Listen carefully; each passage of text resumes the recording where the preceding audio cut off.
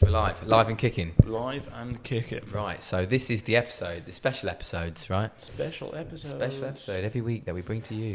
And what we're going to be talking about today, Alex? We are going to be talking about... Which one do you want to do first? We don't even know, do we? No. Should we do the NHS? Okay, let's do the NHS.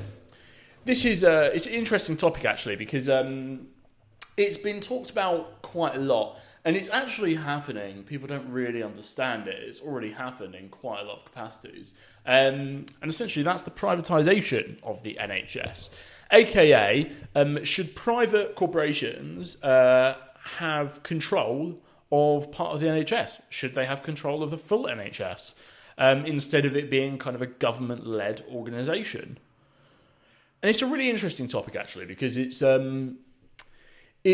quite, in some ways, it's quite a sad topic, because the NHS used to be a very, very revolutionary health practice. For people that don't know, Clement Attlee was the person that started the NHS post World War II, and it was, a national national health service, essentially, where people can go in and get treated.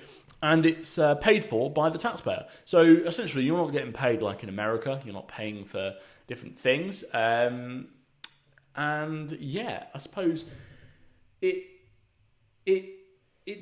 a good thing when it works, but when it doesn't, it's not so good. It's becomes more difficult. Becomes it becomes more costly. And that's the situation we're in now. The NHS has obviously suffered quite a lot. There's been a lot of things about funding for the NHS, post-COVID as well. So let's hear your thoughts, Oliver. I'm not going to give you my thoughts just yet. I want to know, inspire me. Okay, so I have strong opinions on the NHS. I fundamentally disagree with a lot of what the NHS stands for, but I also agree with some things that they stand for. It's great when it works, but incredibly frustrating and even heart-aching when it doesn't. The biggest frustration that I have is, I guess it's one of those things, if you don't use it, you don't realise there's a problem. It's only when you use something that you realise, oh man, we really need to fix this, It's like, I don't know, something maybe that you only use now and again. And when it gets to the point where you're using it, you go, I really need to sort this out. But then you put it down, you don't think about it again until next time. So if you feel like you need to go to A&E, for example, I don't know, you cut your hand or, you bash your head on a scaffolding pole like I did last year. You got blood gushing from your head and you think to yourself, I need to go to A&E. And you go to A&E and you wait and you wait and you wait. And you're thinking to yourself, surely there's a better way of doing this. I would happily pay hundreds of pounds to get myself sorted out right now. Or within the next 10 minutes, right? But instead, you wait there in a place that is cramped, in a place that is horrible, really. I mean, if you've been in a NHS waiting, room for A&E, it's pretty horrible. And many people choose actually just not to do it. I've got 3 kids, and there's been a few times, even when Charlotte's been pregnant, where we've thought, probably need to go to A&E. You call 111, often they say, we can't help you, you've got to go to A&E. Or you go in the walk-in centre, which is basically the same sort of thing. And you have to kind of weigh it up. Is this bad enough? You kind of weigh up the risk, right? So is this bad enough that I'm prepared to wait 6 hours for, Or let's say you've got a young child and they're displaying some, signs of not being well, or maybe they've got a temperature or whatever. You've got to think to yourself, okay, is taking them to A&E really the right thing right now? for them right now, because they'll probably end up worse, or whatever. Or is it best if I just see if they can sleep on it, And you make these decisions, not for necessarily the good of the child or the good of yourself, but because of how bad the NHS is, right? And if they just had, what frustrates me the most is, I don't want to say like tinkering around the edges, but all the NHS, like at the very, very least, and this is what the most frustrating thing is, at the very, very least, there are a number of things that the NHS can easily do to make things better for a lot of people in that sort of situation, right? Whether it be a ticket system, whether you have an app on your phone where you just, where they give you a kind of, a time slot to go into. If I want to go to the barbers, right? 15 years ago, or maybe even 10 years ago, if you want a haircut, you'd have to just take your chances, right? And go at a time when you think maybe there's not going to be a queue, right? And you'd sit there for ages, and you'd walk in sometimes, and there'd be loads of people in front of you, and go, well, I'm here now. I'm not going to leave and go back again. So you just wait. But nowadays, they've all got a booking system, all right? And you'll find that's copy and pasted against all the private sector, with all the private sector, because they know that people don't want to wait. They know that their customers don't want to wait, and they would rather just book in a slot. It might be that you go there and you have to wait for one person or whatever, and that's fine. But they just don't want to wait for hours. And if that's easily identified in the private sector, why can the NHS not see these simple things?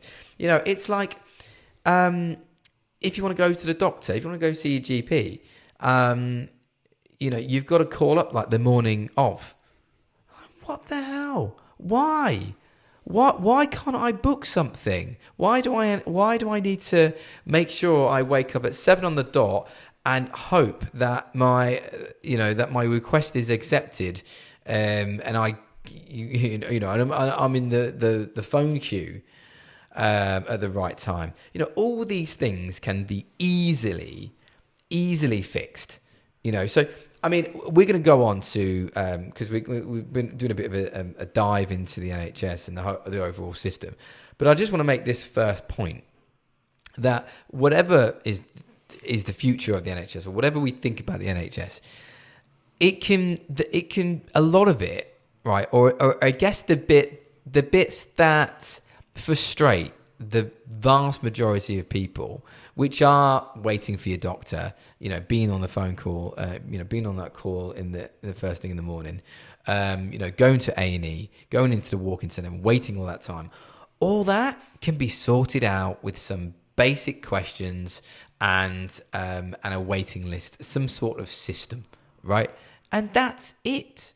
That's all they need to do, to get a lot of stuff done. And that's the low-hanging fruit. That's easily done. And why haven't they done it? It's because they're stupid, right? It's the only thing I can think of. There's no one in the NHS that has got the brains to think about this sort of stuff. And why is that? It's probably because, well, they've got no encouragement to. And that's the beauty behind the private sector, right?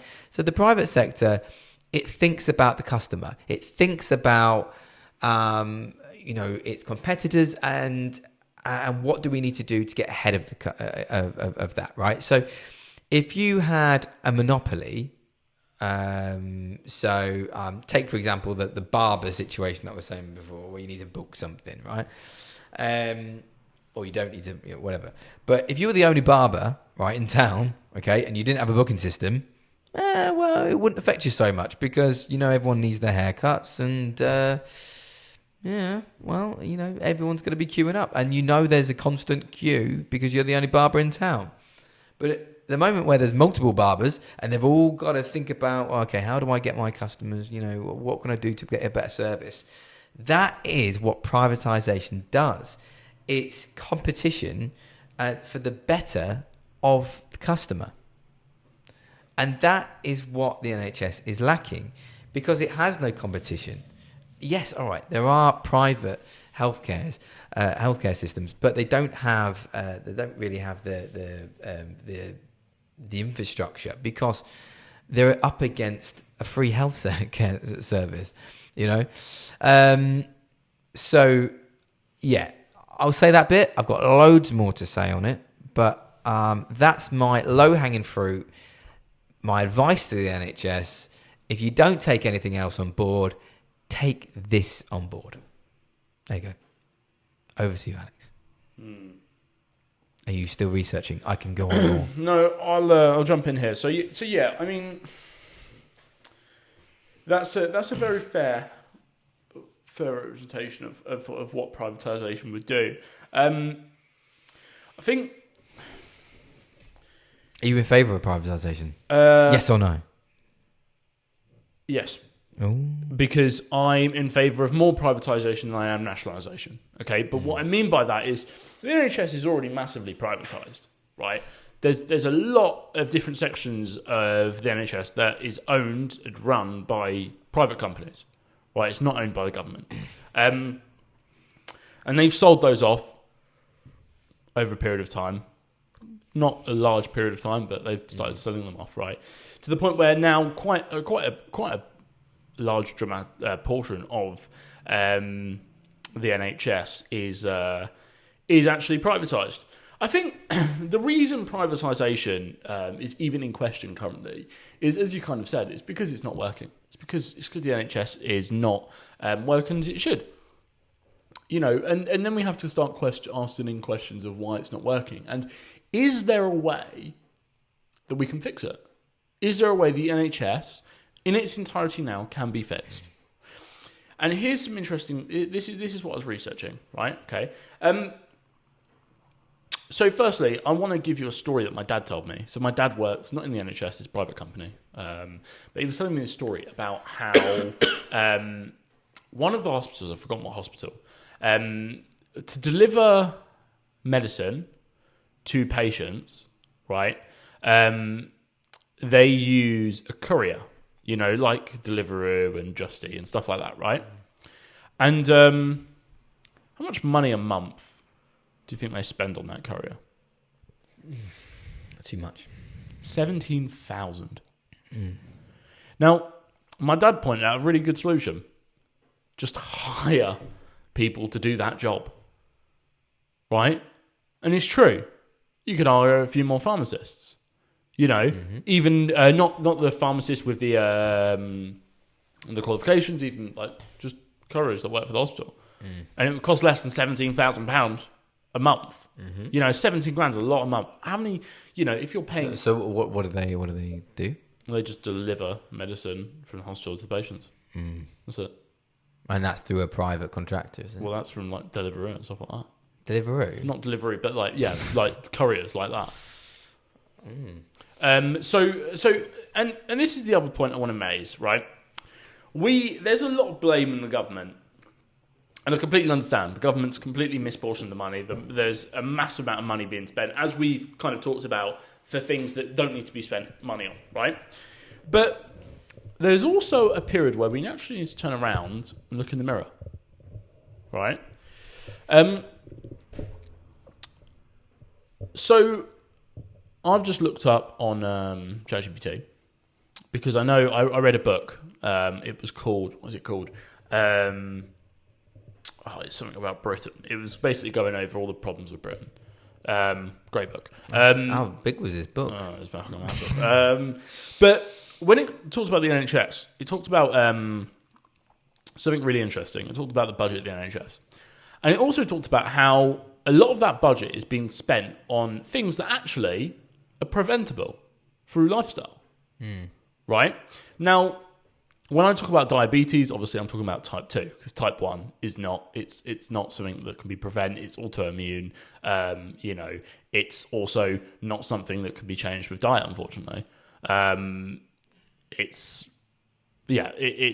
out of the question. When I mean diabetes, I'm talking about type 2, which is preventable, right? And additionally to that, I'm talking about how, and additionally to that, a lot of the stats, so this is a bit skewed, it's not perfect, as with all stats, but this is definitely not perfect. But there's more type 2 cases than there are type 1 in the UK, right? Way more. Okay, so roughly, very roughly, that number, the money being spent on things that are preventable, is 23.5 billion a year. Yep.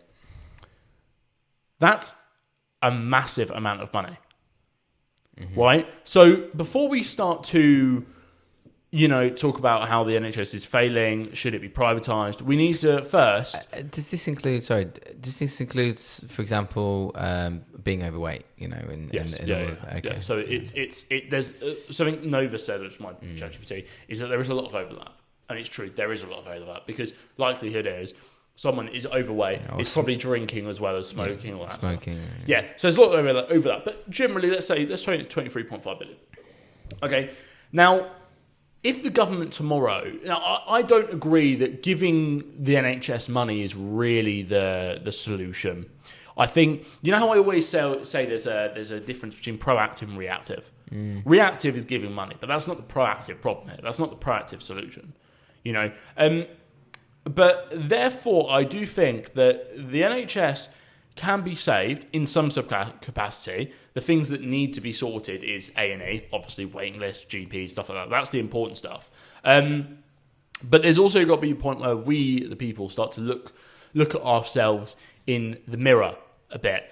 My dad was also telling me that he works for a private company, and he was at Winter Wonderland, right? And he was telling me stories that there was kids that would be on little thingies.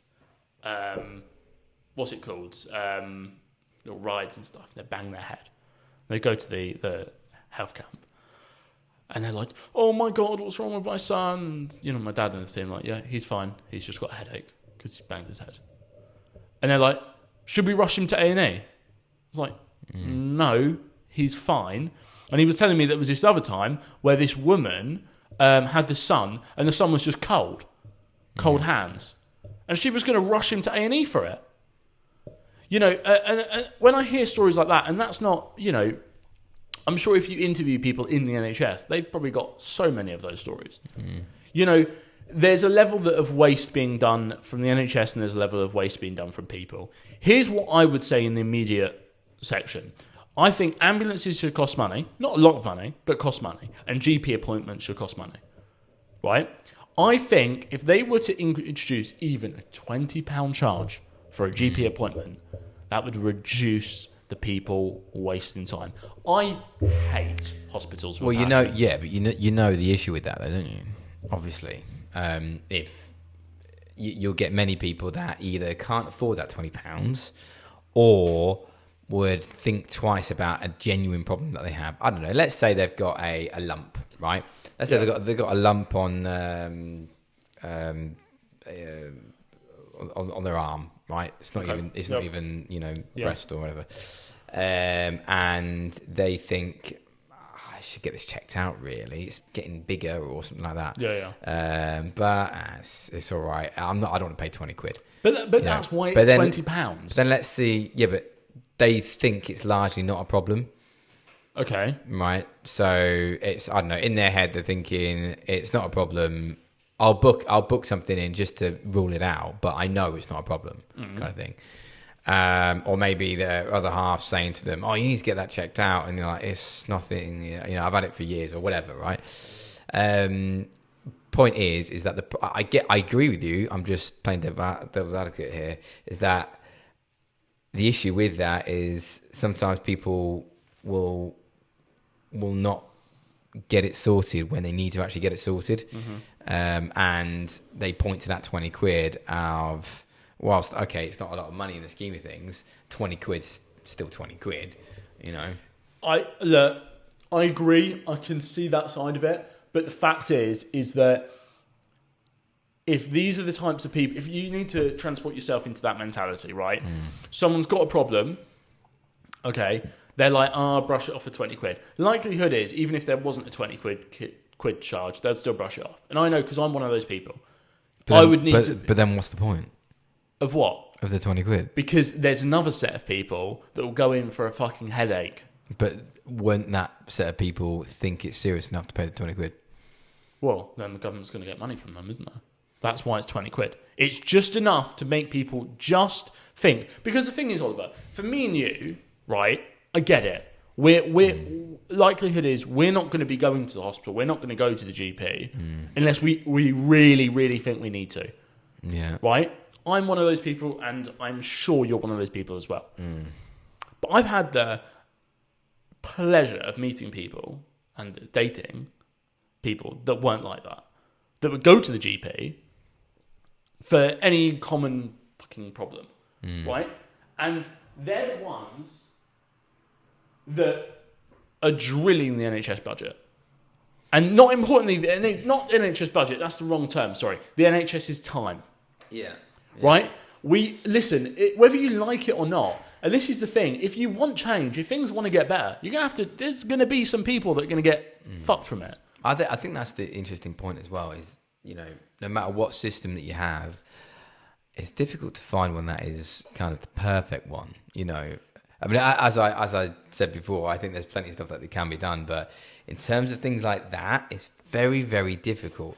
I mean, even on a privatised insurance basis, it's still quite difficult because you'd cost the insurance company money, and even if you pay in excess or whatever, it will still go down on your premiums for the next year, potentially, just like a car would do or whatever. So you kind of think, well, I'll just pay out of my own pocket, a bit like if you have a little dent in your car, you're not going to call the insurance company. You'd rather just pay the few quid to whoever you hit and not go through the insurance, which kind of voids the whole point of having insurance. Yeah.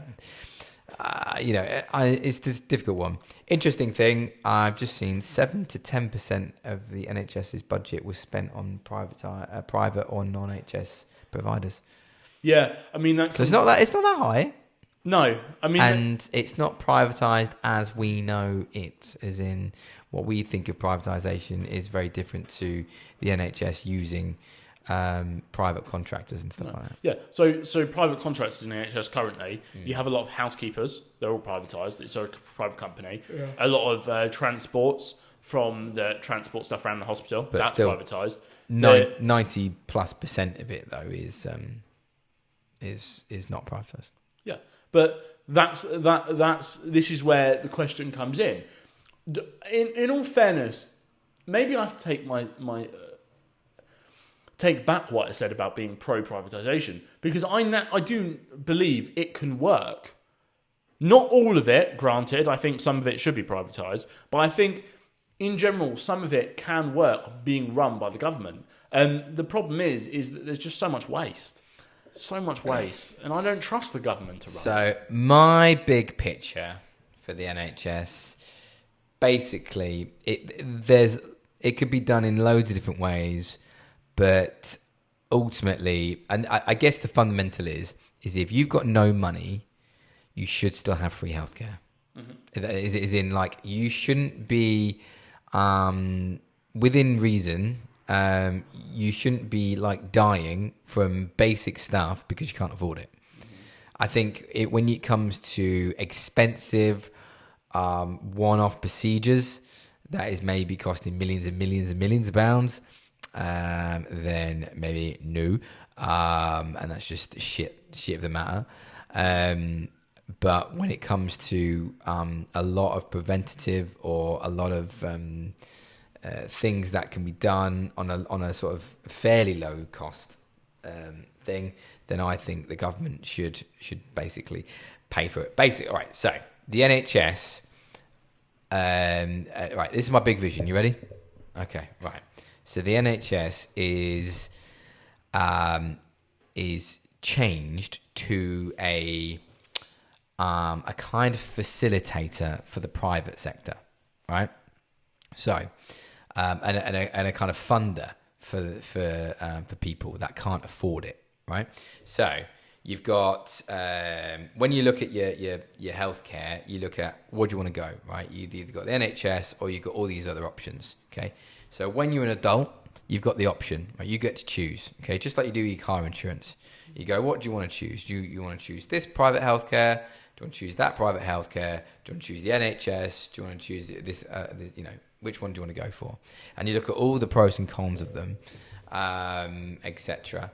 But they've all got a minimum standard, right? And that minimum standard is set by the government to be a kind of regulator. So, for example, it can't be that company A says, "Oh, we're not paying out because you haven't filled the form right." That kind of stuff. That they can't get away with just sort of ducking life preventative measures or whatever. And if it does look like that way, then there is a government body that basically rules, just as we have with a lot of other things, by the way. We have a regulator that says, actually, this is unfair, this is what you can do, what you can't do, or whatever. So all these insurance companies have to adhere to a minimum standard, right? And then you have the NHS, which is your kind of free healthcare, but it's not as good, tends to be. It's not as good as the others. And because it is it's the free version, okay? Now, don't get me wrong, to go from the free version to go for a pay version is often a lot more expensive. So a lot of people will probably be on the NHS because it's the free option, okay? But you've got the option, right? And that's the key thing. And they're all in competitive, they're all kind of competing against each other. But you still have that minimum standard, I think. It's something like that anyway. That's my kind of big vision. I don't see how that's very different from what we have now. So the difference is that if you I'm trying to think without me sounding so stupid, because let me just have a think. Hold on. Right. So yes, I did actually write all this down on my notes one time, but this was a while ago. It was probably when I was waiting in the A&E, thinking, how do I make this thing better? So it's different to what it is now, because you've got that competition element, right? So that baseline is literally just sort of the very minimum. I'll give an example, right? You walk into A&E and they say, okay, so you've got a 4-hour wait under the NHS, or if you've got private healthcare, you can go in this room, okay, and you get seen within the next 10 minutes, right? But you know that there's a cost to that, or there is you've got a certain amount of limits of private visits to A&E every year, right? Or it may be that you have unlimited, whatever your healthcare provides, right? So let's say you've got a basic private healthcare. It could say that you've got that each visit costs you 50 quid, right? But you get seen within, 10 to 20 minutes, okay? You go, all right, I'll pay that £50. That's my excess, and I get seen within half an hour. Or if you don't have private healthcare, you can go under the NHS and get seen in 4 or 5, 6 hours. Okay. So yes, all right, you're still against the NHS, but you're in a totally sort of different category. That's a very sort of quick way. I can see the problem with that, because I can see the fact that if people start going with private healthcare, then the NHS waiting list will not be as long, and then it's likely that... So they won't need to charge us as much tax?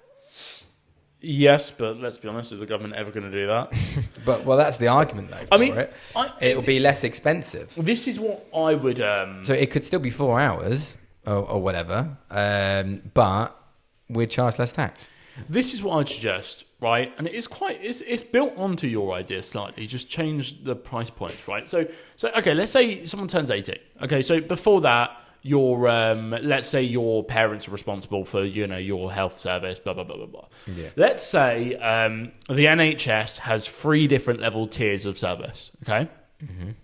And then you have proper private outside of this bracket, okay? But the key is that the baseline health service is all run by the government.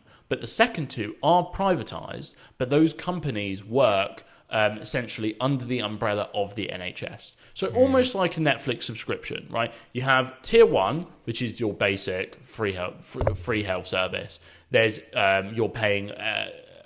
I'll get onto that in a sec. And then you have your other two, which middle bracket is obviously middle bracket, and your third bracket is the highest level possible, right? Okay. So the way you start to pay for these, if you're on the free service, you pay the standard tax. Okay. Let's say, for instance, tax drops because of this. Let's say, for instance, you're not paying as much, but let's just say, a normal person, is paying the normal amount of tax, as we know right now. Okay, for the NHS. Okay, and assuming the NHS wait times go down, everything like that. Okay. Or you could choose the middle option, which you're paying slightly higher taxes, but not dramatically higher. Similar to how a student loan works, you're paying X amount over a threshold. But in terms of the NHS middle tier, you have the option to pay a little bit more tax, but you get a better service. Privatised, but still run under the umbrella of the NHS. And then the final one is not significantly more expensive, but more expensive, and you pay more tax. Right?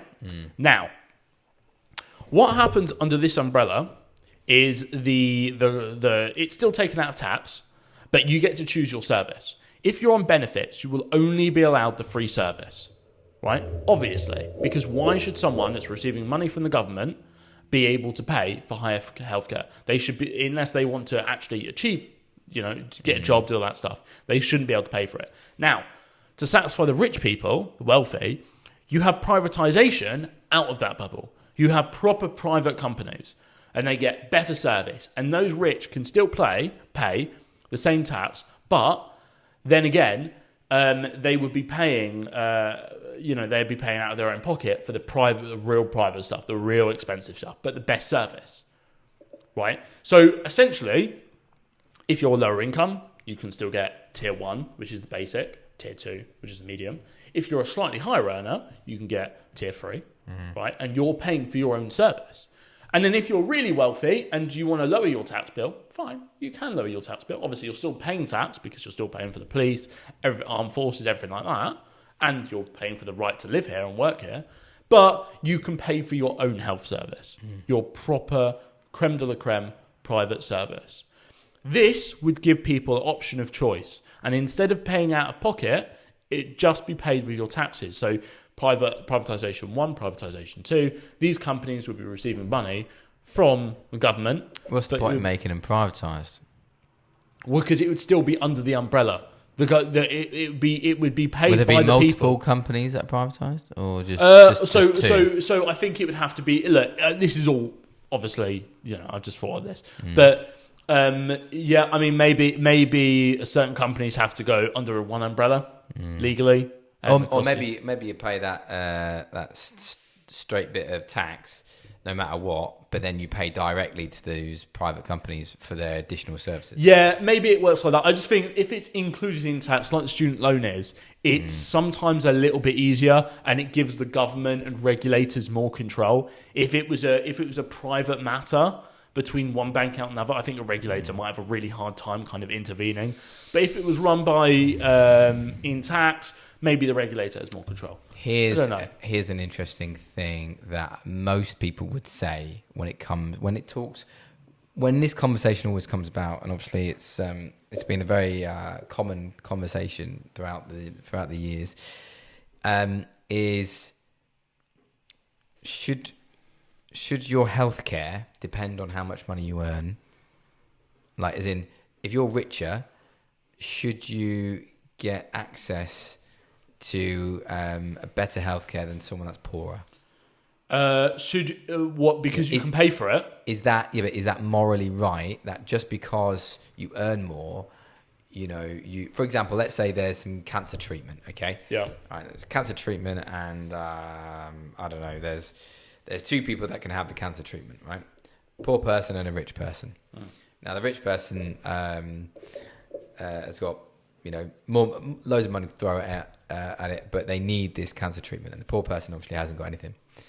Now, who gets the service? Is it the rich person, or Was it the poor person? Well, that's immoral. Or do you flip a coin? Okay, let's say only one person can have this, right?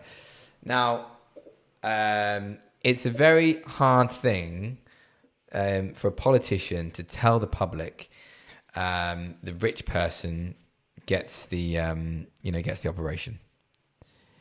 I mean, obviously, I think this is bloody obvious. The rich person should get it, right? If they're prepared to pay more money, right, they should get the operation. And the reason, and people listening to this might go, that's all wrong, morals out the window. Well, no, because that money can then go into the pot to fund more research, more doctors, more nurses. Now, you might not like it, but that's what money will do. Money, when spent on these sort of things, right, equal a better protection. There are so many more things that we can do in the country and in the world or whatever to make our lives safer, but we don't because of money, right? We could do so much more to our roads, right, to make them safer, but we don't because it costs money.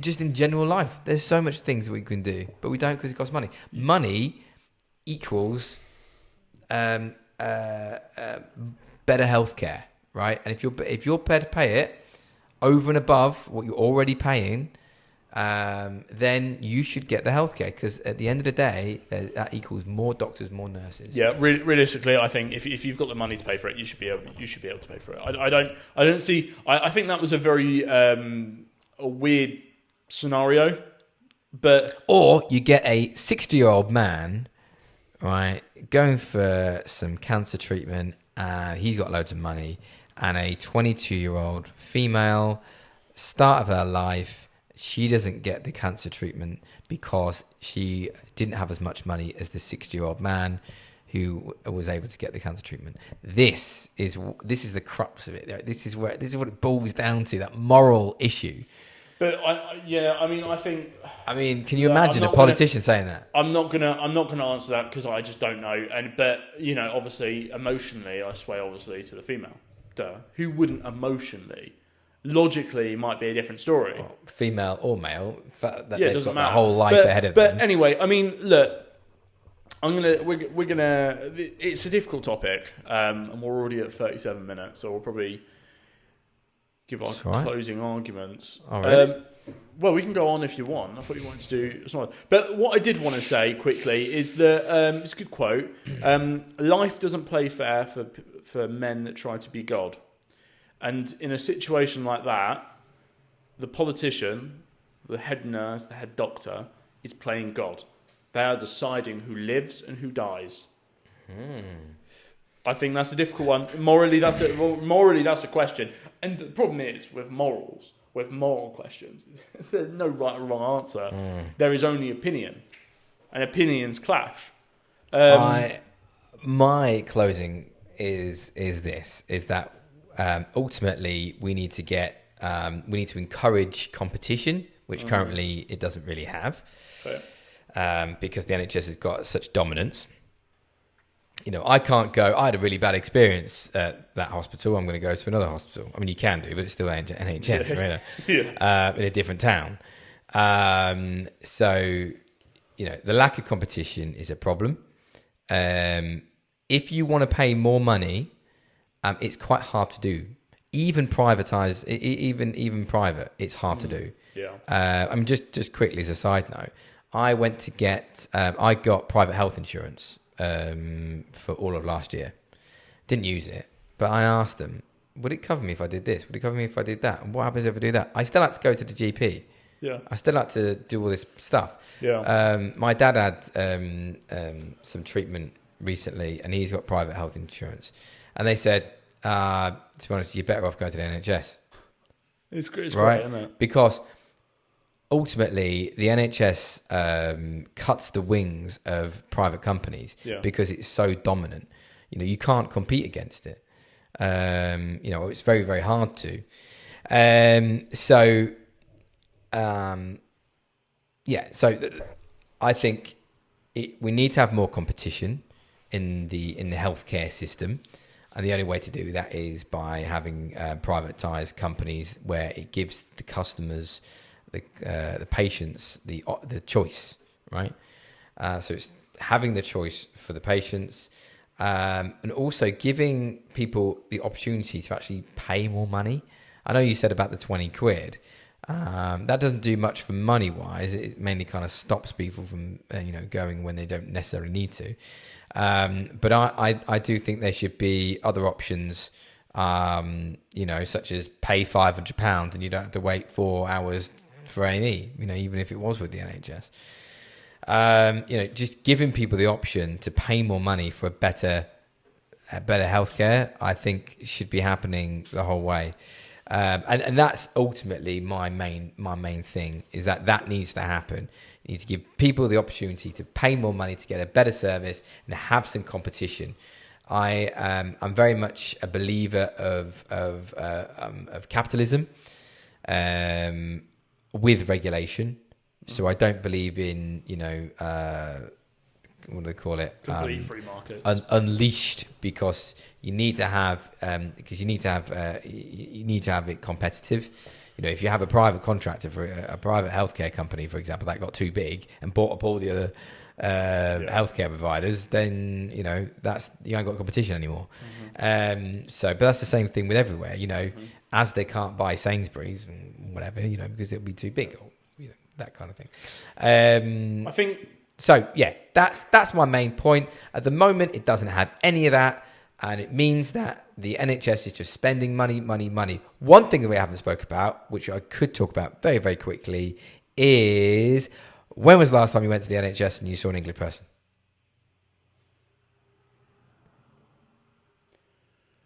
It doesn't happen very often.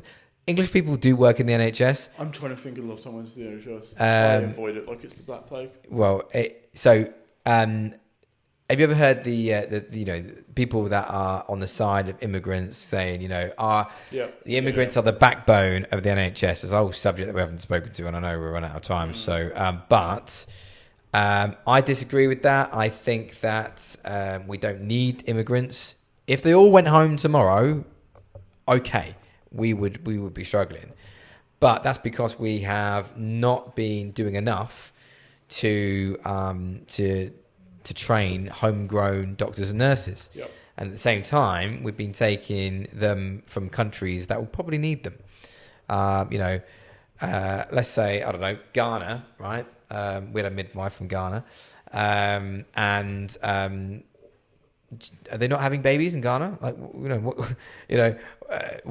What's with that, right? So we're taking them from countries where they probably need them. And, ultimately, because it's cheaper. And it's the easier thing to do. Yep. But we need to train our own doctors and nurses in our own country. And I want to go to the NHS and actually speak to someone and understand what they're saying. The amount of times where my other half has gone to the hospital or whatever, and it's been really hard because their English isn't always great. Which you kind of think, surely that's like the 101 thing that you need to know. Well, a lot of it's contracted. A lot of it's contractor work, isn't it? So a lot of the people like that, they don't work for the NHS. They're contracted, subcontracted. Well, whether they are, whether they aren't, at the end of the day, they're under the NHS banner, right? Yeah, well, it's true. I think we can sum up what we talked about today with one thing, one word: choice. Should be choice. Yes. At the we moment, don't have choice. We don't have currently, choice. You've got the option of choice. NHS or pretty much it. Anyway, if you enjoyed this episode, give us a like, give us a rating. If you want the NHS to be privatised, tell us. If you don't, tell us. I think politically, it's a very bad. If anyone, I think like Nigel Farage was saying, I think largely speaking, that he, a bit like us, would like to see a bit more privatisation in the NHS. Yeah. But I think he's come out and said, no, we will reform the NHS, blah, blah, blah, blah, blah, because it's politically so toxic to say that that question that you just posed to everybody, most people would say they want to keep the NHS. Yeah, that's true. But I think that's just a lack of knowledge or understanding. Yeah, definitely is. Personally. Cool. Anyway, right. Goodbye. Bye.